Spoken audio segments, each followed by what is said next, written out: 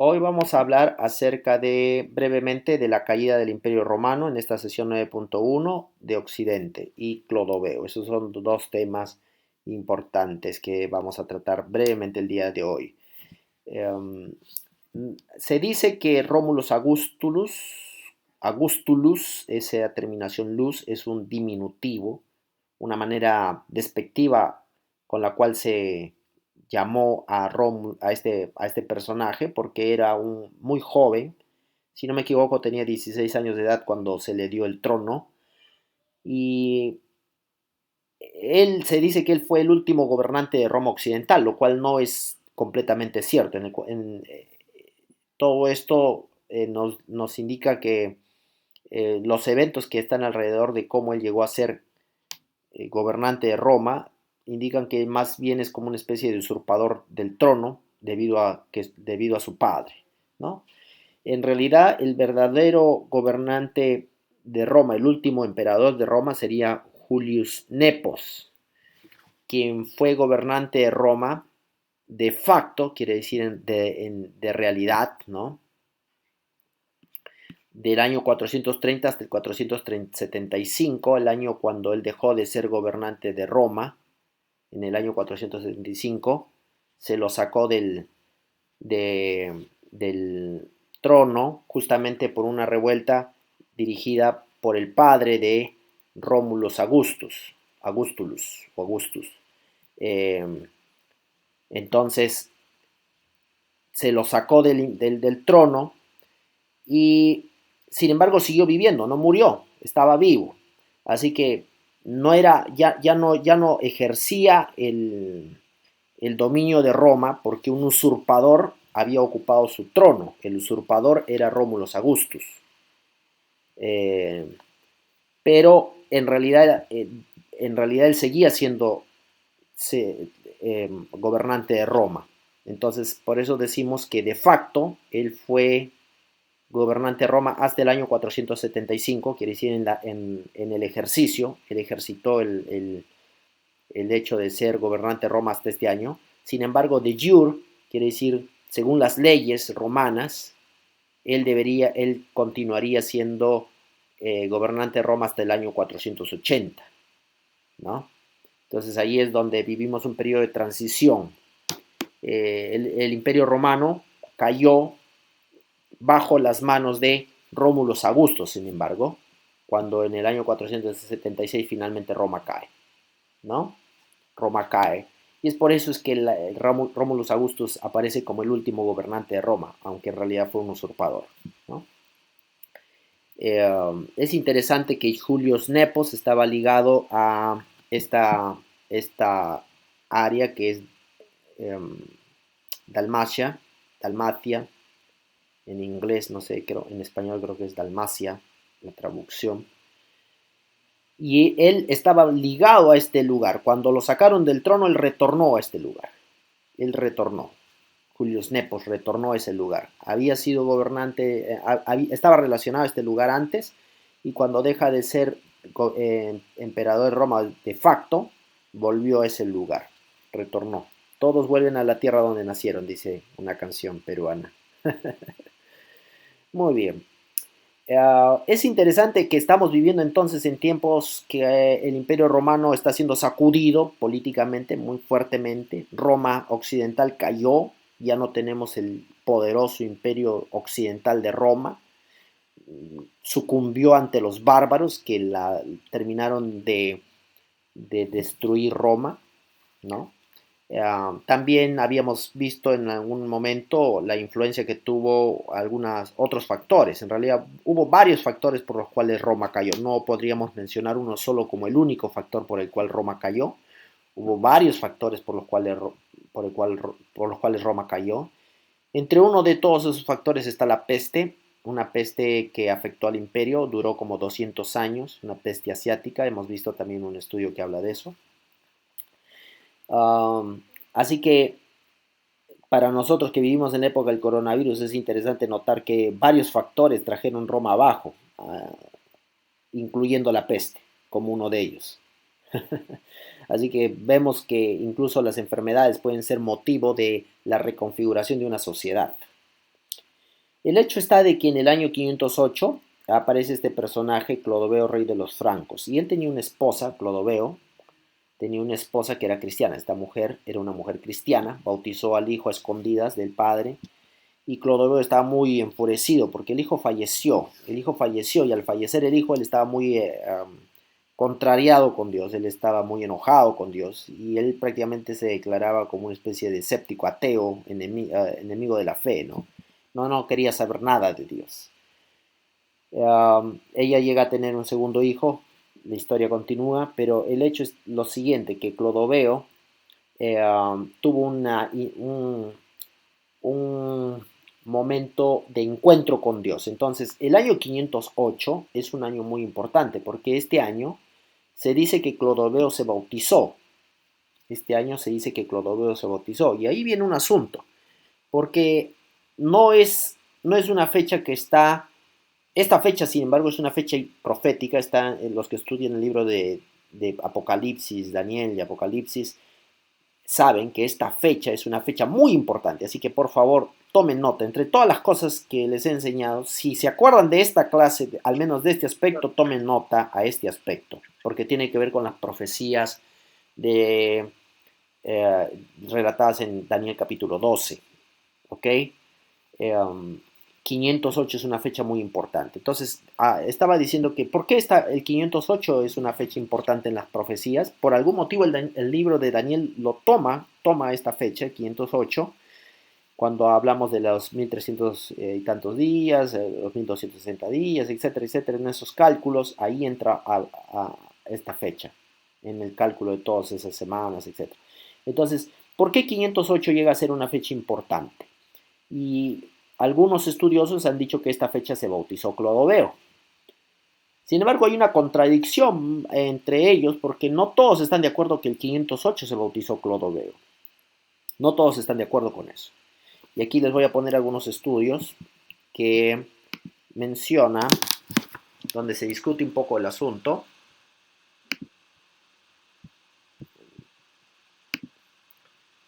Acá hay algunos estudios, algunas fuentes bibliográficas para aquel que, si quieren tomarle foto a esto, tómenlo porque en debates posteriores que ustedes quieran tener sobre por qué 508 es una fecha importante, quizá estas son las fuentes importantes para discutir eso. Está la primera fuente es San Gregorio de Tours, que fue un personaje que vivió entre los años 538 al 594. En otras palabras, vivió algún tiempo después de lo que sería el bautismo de Clodoveo, ¿no? Algún tiempo después. Entonces, él coloca a la fecha, al bautismo de Clodoveo antes del 508. Él lo coloca, si no me equivoco, en el 494. No estoy seguro, pero creo que es en el 494 que él coloca la fecha de Clodoveo. No la coloca en el 508, sino antes. ¿Por qué? Ahora viene el asunto por qué. Entonces ahí vamos a discutir un poquito ese por qué. ¿Por qué este personaje coloca la fecha de Clodoveo antes del 508? Sin embargo, una revisión de otros artículos, de otras fuentes primarias y todo, otros trabajos, nos hacen ver aquí estos trabajos que están de aquí hacia abajo, todos estos trabajos que están aquí, especialmente el último. El último es una disertación doctoral de Giancarlo Zukovsky. Es adventista, este hombre es un adventista, hizo su doctorado en Andrews y él defiende la tesis de que el bautismo de Clodoveo sí ocurrió en el año 508. Y él argumenta de que la razón por la cual San Gregorio de Tours colocó la fecha del bautismo de Clodoveo antes del 508 es una razón, es porque él tiene una agenda teológica. Ahorita vamos a ver por qué. Una agenda teológica. Él tiene una agenda teológica. En realidad, él quiere demostrar de que Clodoveo tenía la bendición de Dios antes de tener las victorias que él tuvo. Entonces, más o menos esa es la idea. ¿Y cómo eso tiene sentido? Bueno, en este lugar que se llama Sulpic, es un lugar muy importante que tiene que ver con los sucesos que llevaron a la coronación de Clodoveo. En este lugar, en Sulpic, se libró una batalla. Algún día, Dios mediante, tendremos la dicha de conocer este lugar. Yo no lo conozco personalmente. Uh, Parece ser un pueblo bastante pintoresco. Veo que hay un castillo ahí y algunas ruinas romanas. Sería interesante visitarlo, pero en este lugar, en Sulpic, bueno, Sulpic se pronuncia esa Z no es como Z, sino se pronuncia como una T, Tulpic. Por eso que van a encontrarlo, si buscan la batalla de Sulpic, no lo van a encontrar con Z, sino como T, Tulpic.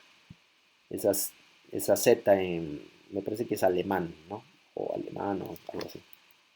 Muy bien. En este lugar se libró una batalla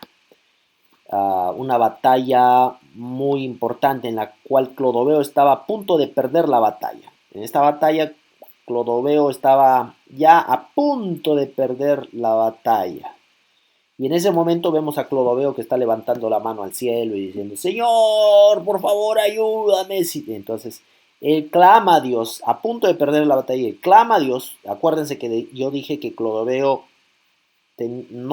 no tenía fe en Dios, incluso tenía una especie de ira contra Dios, su hijo había muerto, y ahora él en medio de la batalla clama a Dios, Señor, ayúdame, si tú me ayudas yo voy a servirte.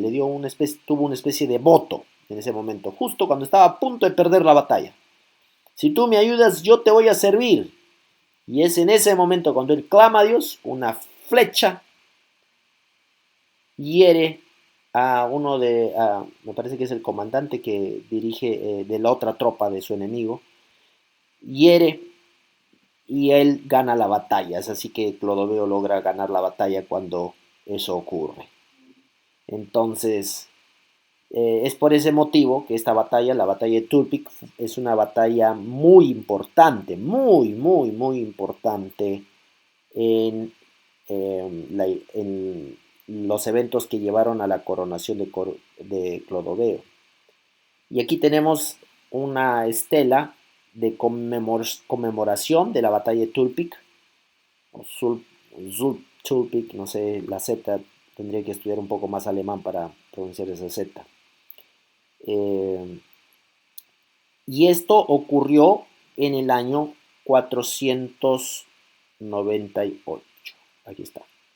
Aquí está la placa conmemorativa de cuando ocurrió la batalla de Tulpic. Ahí, si tú vas ahí está la placa conmemorativa y ahí dice 498. La fecha, a ver, quizá parece que voy a agrandarlo un poquito para, para poder verlo mejor. Ops. 698 no, dice bastante. 400, lo que quería es agrandarlo, pero a ver, vamos a ver si puedo.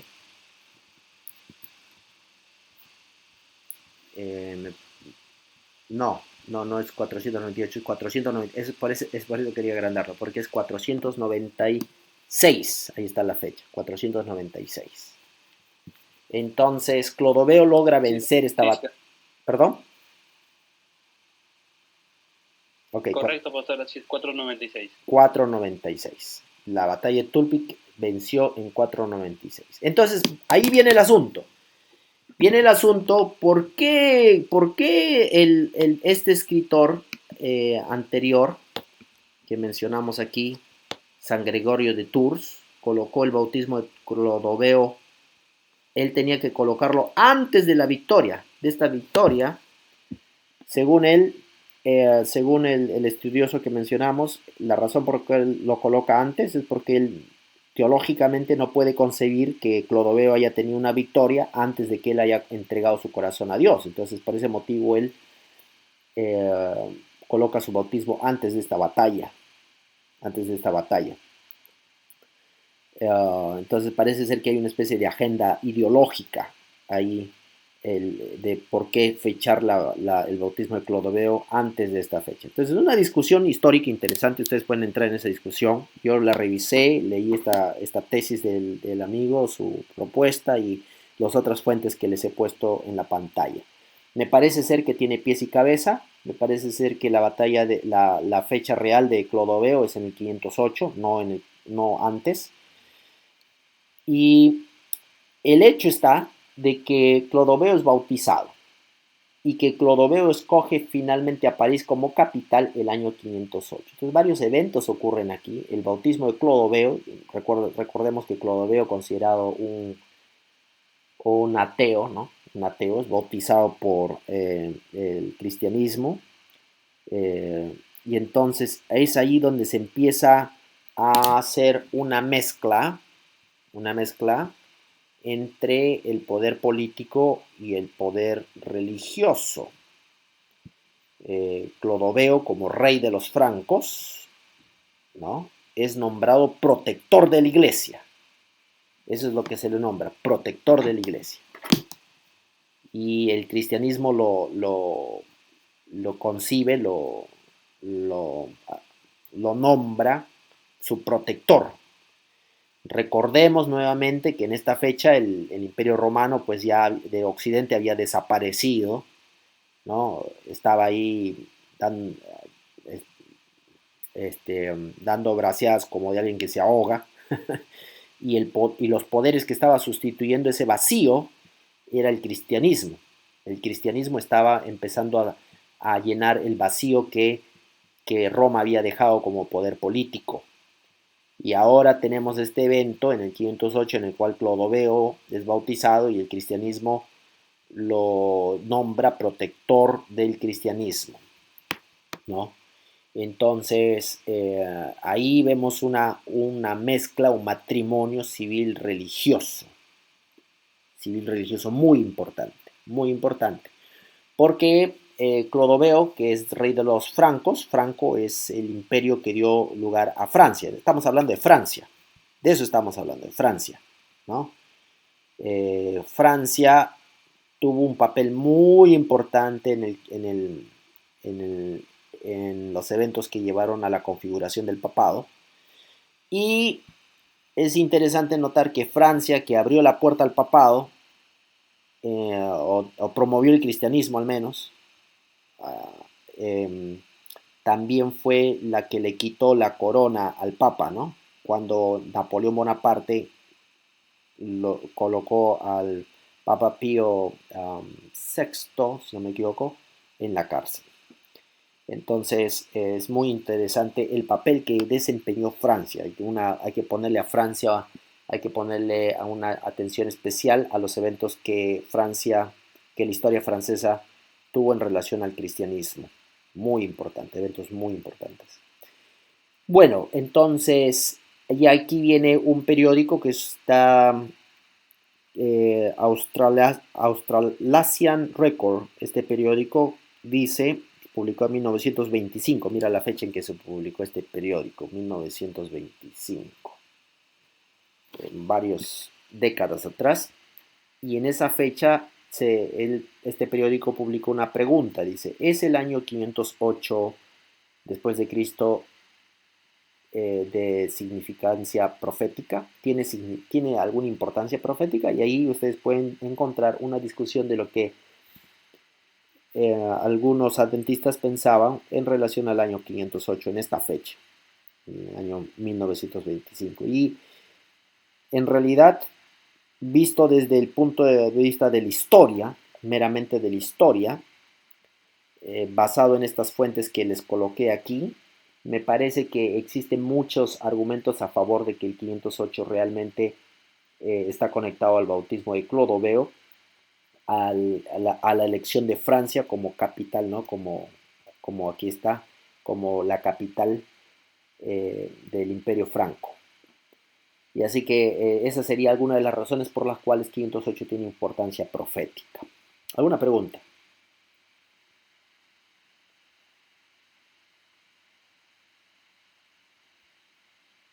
Ok, muy bien. Seguimos, entonces luego obviamente sabemos que siguió Justiniano primero. Justiniano primero eh, gobernó entre estos años, 527 al 625. Justiniano no gobernó en el occidente, sino en el oriente, en el imperio bizantino. El imperio bizantino es otro nombre del imperio romano. En realidad nosotros le hemos llamado imperio bizantino, pero bizantino en realidad no era la forma como ellos se llamaban a sí mismos. Ellos se llamaban romanos, ellos se conocían como romanos. El imperio bizantino es el imperio romano de Oriente. Eso es el imperio bizantino, es el imperio romano de Oriente. Porque como ustedes han visto, desde épocas, desde Diocleciano, ya, el imperio romano se había dividido entre Oriente y Occidente, ¿no? El Occidente cayó en el año 476, pero el Oriente no cayó. En el Oriente no cayó. La caída del imperio de Occidente es esta, 476 después de Cristo. En esa fecha cayó el imperio de Occidente, pero el de Oriente no cayó. El de Oriente siguió existiendo. Nosotros lo llamamos el imperio bizantino, pero en realidad es el imperio romano. Por el siglo XIX nosotros empezamos a Pastor, llamarlo bizantino, sí. el, el, la parte occidental era Egipto, esa zona, Egipto, por ahí Jerusalén, la parte inferior o la parte superior, el occidente.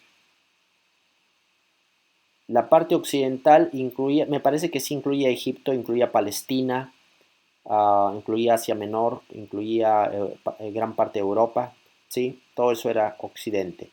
La parte oriental, la parte oriental tenía que ver con también una parte de Asia Menor, no o sea, Asia Menor está como un poco dividido. Uh, Esto no era un límite fijo porque había épocas en las cuales el imperio bizantino crecía, por ejemplo con Justiniano, el imperio bizantino se extendió mucho. Creo que tengo aquí un mapa, miren ustedes, en el año 555 el imperio bizantino logró recapturar todos estos territorios, ¿no? Justo con la ayuda del general Belisario de, de Justiniano. Entonces, esto era como un ida y vuelta, continuamente el imperio bizantino crecía y se achicaba, crecía y se achicaba. Hubo épocas, en esta época, especialmente en la época de Justiniano, el imperio bizantino, es el imperio romano.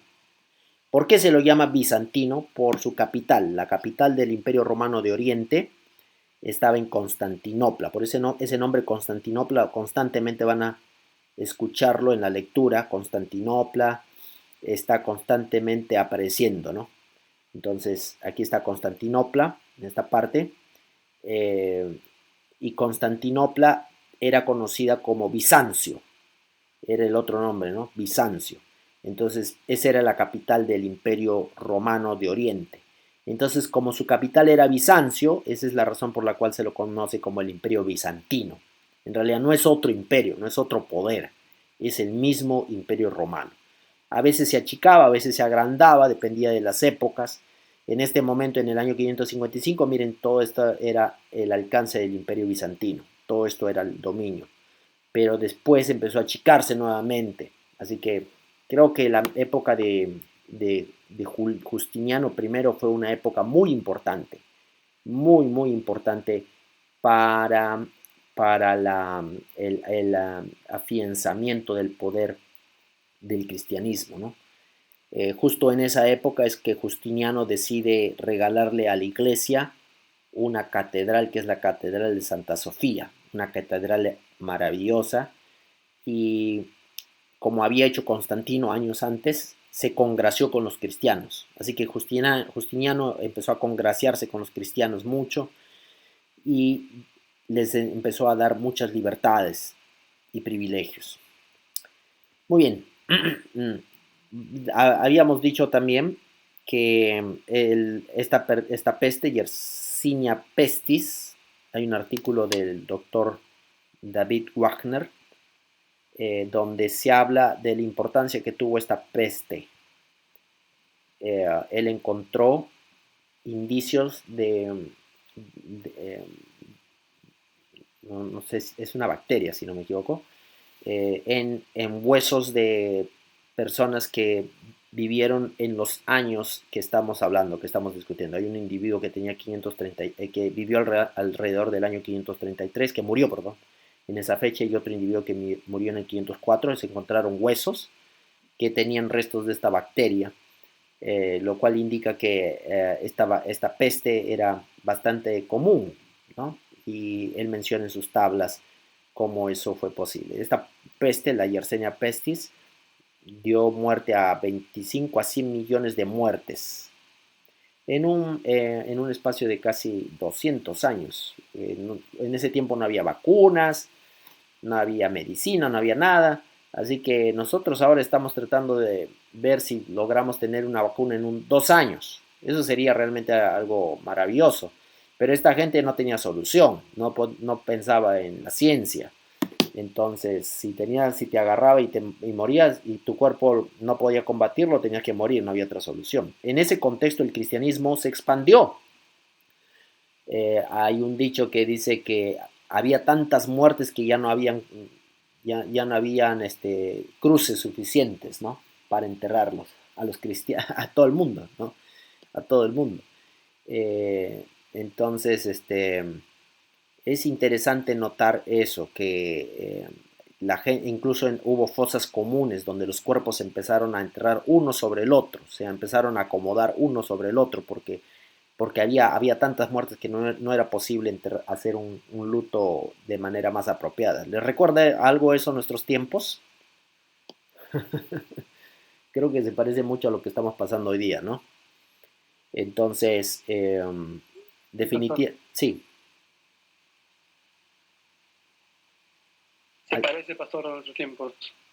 se parece bastante a nuestros tiempos. Lo interesante, no pretendo culpar al Oriente por esto, pero es algo muy interesante que esta bacteria fue transmitida por un roedor, el roedor, y que vino de Oriente, ¿no? Vino de Oriente, se expandió de Oriente al Occidente. Eso fue lo interesante. Entonces, bueno, las bacterias y las enfermedades tuvieron un aspecto muy importante. ¿Qué importancia tiene esto en el asunto profético? Bueno, eso es algo interesante que me estimula el pensamiento. Yo no lo he estudiado profundamente todavía, pero las veces que he analizado las plagas que están descritas en el libro de Apocalipsis, si ustedes leen todas las plagas que están escritas en el libro de Apocalipsis, es interesante notar que me pareciera ser que algo de esto también pareciera que es mencionado en todo esto. Así que yo lo voy a dejar ahí nomás porque quisiera hacer un estudio más profundo para poder determinar con certeza si eso es así o no en relación al libro de Apocalipsis. ¿En qué año se desarrolló, pastor, esa peste? La Yersinia pestis duró 2 siglos. Estamos hablando posiblemente desde el 500, incluso podríamos decir desde el 450, podría decir, hasta alrededor del año 650, como 200 años esa peste estuvo andando. Sí, aproximadamente, son fechas aproximadas porque nadie tiene una fecha exacta para cuándo empezó y cuándo terminó. Sabemos que entre esos años la peste estuvo alrededor. ¿Por qué? Por los cadáveres, el análisis que se hace de las bacterias presentes en sus huesos. Y es interesante que el número de sepulcros, de cuerpos enterrados, es increíble. Es como si fueran mm, entierros masivos de muertos que se han encontrado en estas épocas. Interesante. Muy bien. Entonces, esta es Santa Sofía. Santa Sofía. Aquí está Santa Sofía, esta hermosa catedral que está justamente en Constantinopla. Una hermosa catedral. Ustedes pueden ver documentales de esta hermosa catedral que se levantó, regalo de Justiniano I, ¿no? Justiniano I, al cristianismo. La iglesia no tenía la costumbre de reunirse en lugares tan grandes. Y hemos visto en la clase anterior que la iglesia antes se reunía en lugares pequeños. en pequeños cobijos, ¿no? Muchas veces en túneles excavados ahí como en Capadocia, ¿no? En pequeños túneles subterráneos había centros de adoración. Pero ahora la iglesia estaba gozando de estos privilegios, ¿no? Del Estado romano. Así que esto es un momento muy importante. Estos años, entre el año 508 y 538 con Justiniano, son momentos muy importantes en los cuales el cristianismo gozó del poder político. Y es por eso que estos años son contados, según la profecía que tienen los textos, Daniel 12, 5 al 13, cuando hacemos el cálculo de los 1260, 1290 y 1335 días. Yo no voy a explicar eso ahora, porque no es el curso de Daniel o Apocalipsis, pero cuando haces un estudio de estos textos vas a parar con estas fechas: 508, 538 para Justiniano, 508 para Clodoveo, rey de los francos, ya estamos viendo su bautismo, 538 Justiniano, 1798 Napoleón y Pío VI, y 1843, cerca de Yom Kippur. Muy bien, entonces luego llegamos a la época de Gregorio Magno. Él se llamaba a sí mismo siervo de los siervos de Dios. Siervo de los siervos de Dios. Gregorio Magno, en realidad lo vemos aquí sentado, ¿no? Entre los años 540. En esta época todavía el papado no era institucional, así como nosotros vemos hoy día, no era un papado muy, muy pomposo, todavía no se había vestido de tanta pompa, todavía estaba bastante humilde el papado, pero eh, este hombre, perdón, bueno, Gregorio Magno era un monje que estaba acostumbrado a la vida eh, a la vida, digamos, más monástica de renuncia, y él se llamó a sí mismo siervo de los siervos de Dios. En realidad su filosofía era la de servicio, ¿no? La filosofía era de servicio, esa era la filosofía, no estaba acostumbrado a la pompa, a estas cosas. Es interesante que en esta época a muchos obispos a veces se los tenía que obligar a ser obispos, porque algunos de estos eran monjes, ustedes han leído, ¿no? Y a veces estos monjes se los pedía por favor que lleguen a ser obispos, a veces se los tenía que obligar a ser obispos. Y ellos no querían ser obispos porque no querían esa vida de pompa, de gloria. Interesante, ¿no? Es muy interesante eso. ¿Qué diferencia? ¿Qué diferencia con lo que a veces ocurre, ¿no? Hoy todos quieren pompa. A veces hoy a veces la gente quiere asumir cargos y posiciones, ser reconocido. En cambio, a estos monjes se los tenía que obligar para que lleguen a ser obispos. Y ellos no querían, porque no querían esa vida de pompa y gloria. Y cuando a algunos de ellos se los obligaba, ellos se iban y decían, ok, aceptaban algunos de ellos, pero aceptaban ejercerlo desde el pueblo, es decir, seguían viviendo como monjes, asumiendo esos altos cargos, ¿no?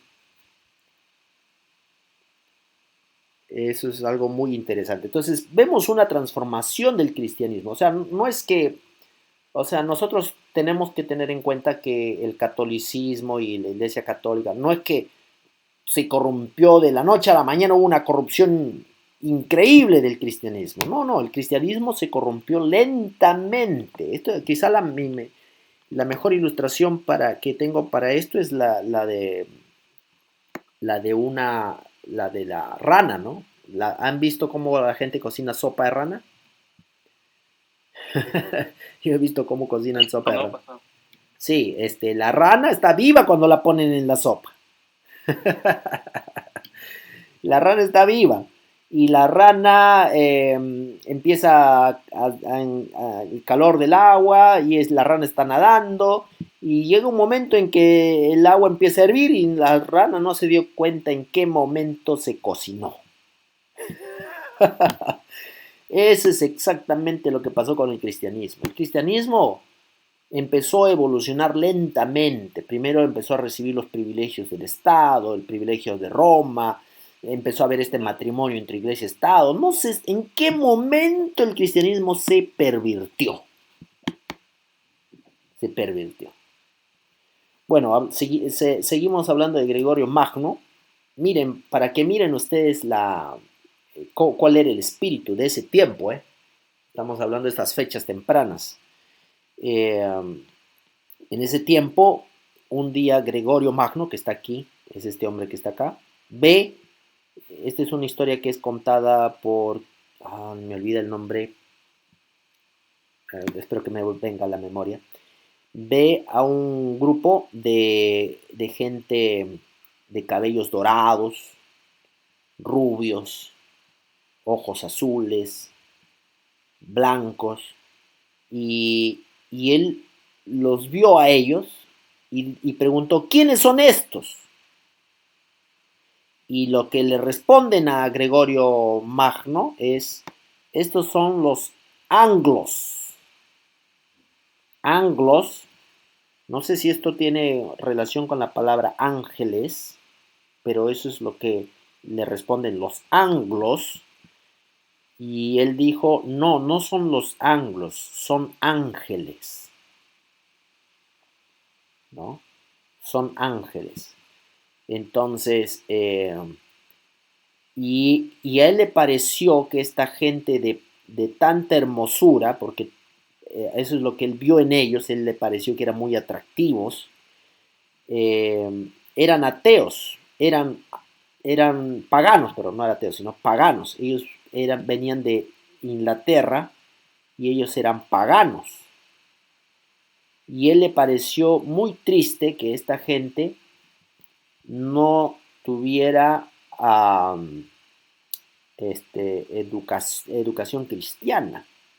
Así que él coloca en la agenda ir a predicar a los anglos, pero como él era papa, él mismo no lo pudo hacer, lo habían obligado previamente, no, le habían pedido ahí que sea papa, entonces él envía a alguien que es a Agustín de Canterbury y le da la misión de ir a establecer el cristianismo en Inglaterra.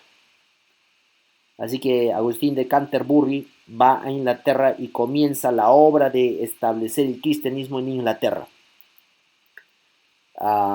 Se vale de una conexión allá, me parece que fue el dirigente, un gobernador ahí en Inglaterra, que él mismo no era cristiano, él era pagano, pero su esposa era cristiana, así que gracias a eso Agustín cuenta con los recursos para poder iniciar el cristianismo allá en Inglaterra y empieza a predicar y la gente de Inglaterra lo abraza el cristianismo muy fácilmente.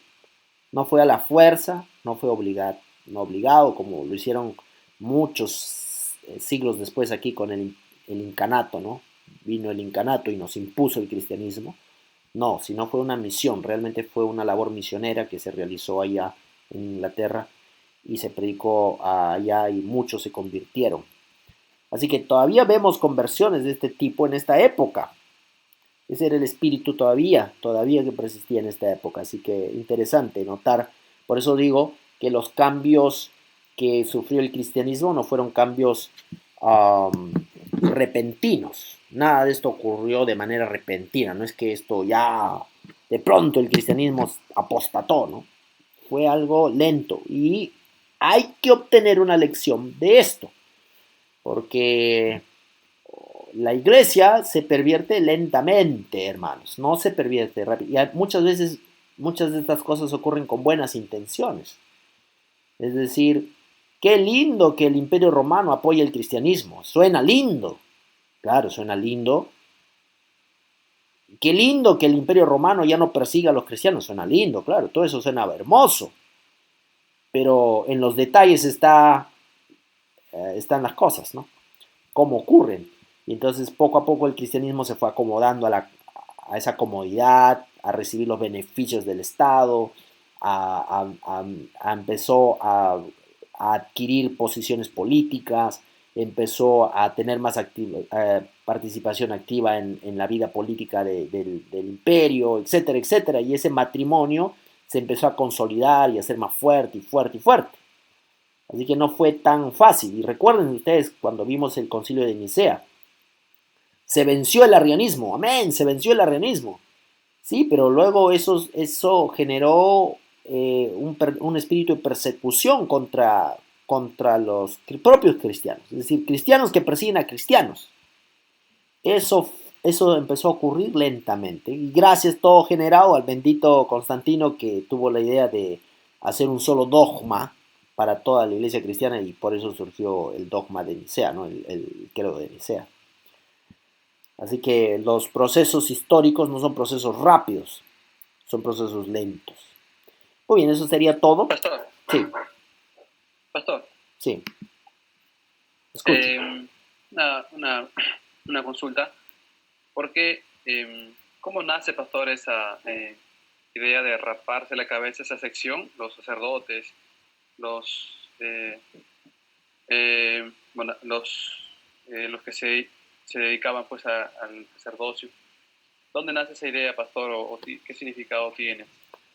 Bueno, en realidad no es cristiana, no, nada que ver con la Biblia, nada que ver con las prácticas cristianas. Como si ustedes leen el Pentateuco, eso está realmente condenado, raparse. Está condenado. La calvicie no es un símbolo de fidelidad en el Antiguo Testamento, ¿no? Entonces, es decir, la calvicie voluntaria, es decir, raparse, que tú te rapes, no, a eso me refiero. Eh, es muy mal visto en el Antiguo Testamento y hemos visto que la iglesia cristiana siguió las costumbres del judaísmo por lo menos un par de siglos aproximadamente. Entonces, estas costumbres de raparse la cabeza son más parte de la cultura grecorromana porque el dios Sol en el sacerdocio romano, los sacerdotes romanos justamente tenían esto, tenían que poner al dios Sol en sus cabezas, ¿no? Y se rapaban para dar gloria al dios Sol. Bueno, pues por eso decimos, pero fue una transformación lenta, como esas costumbres se fueron mezclando lentamente con el cristianismo al punto de que fueron absorbidas y se hizo un sincretismo. Recuerden ustedes que Constantino, él se convirtió al cristianismo, fue bautizado en los últimos días de su vida, digamos, pero no es que él era un cristiano completo. Constantino todavía seguía adorando divinidades, ¿no? Él todavía tenía participado de cultos paganos. Entonces, ese proceso existió mucha mezcla entre el romanismo, el romano, la cultura grecorromana y el cristianismo en ese matrimonio del poder civil y religioso. Así es. Muy bien, eso es todo por el día de hoy y ahora les voy a dejar los 15 minutos que restan para que puedan avanzar algo de su mapa mental.